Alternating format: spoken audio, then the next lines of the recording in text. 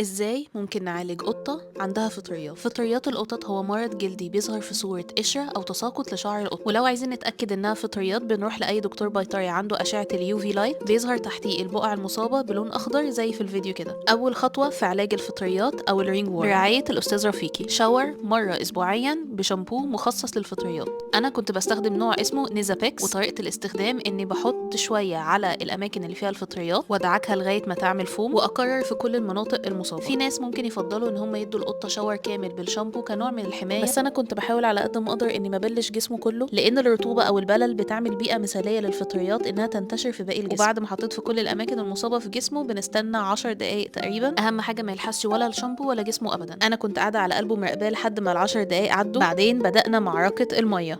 طبعا انا حاولت ان انا ما بلش جسمه كله، بس يعني لا يكلف الله نفسا الا وسعها. ما تنسوش بس تدعكوا كويس وتشطفوا كل الشامبو، بالذات بقى الحته اللي في مناخيره دي كانت مضايقاني جدا. اهم حاجه في مرحله التنشيف اننا نعصر فروتهم كويس جدا زي عصره الفوطه المبلوله بالظبط، واي فوطه هنستخدمها محدش يستخدمها تاني ابدا بعدين. ومناخيره الحمرا دي بسبب لون الشامبو بس. نشفته شويه بالسشوار، بعد كده طلعته في البلكونه علشان يتشمس. الشمس مهمه جدا في موضوع الرينج وورم، بتفرق ان هما كل يوم يقعدوا في الشمس شويه. تاني خطوه في العلاج جدول الادويه والكريمات. بنبدا بمكمل غذائي او رافع للمناعه. انا الدكتور هنا كان كاتب لي سانسوفيت بلس، ولان ده اصلا دواء بشري فجرعته المناسبه لوزن القط كانت سنتي واحد مره واحده في اليوم. بس نصيحه، دلوقتي بقى في شركات بيطريه كتير بتنتج ادويه مناسبه اكتر للحيوانات، اي نوع اميونيتي بوستر هيبقى افضل، وجرعاتهم بتبقى مكتوبه على العبوه للكلاب وللقطط. ولان الفطريات مرض معدي للانسان وللحيوان، فلازم كل طرق الوقايه تعملوها. الجوانتي يستخدم مره واحده ويترمي، الهدوم تتغسل بعد ما تلمسوا القط على طول، المكان اللي القط قاعد فيه اللي هو هنا الحمام كل يوم لازم يتنضف.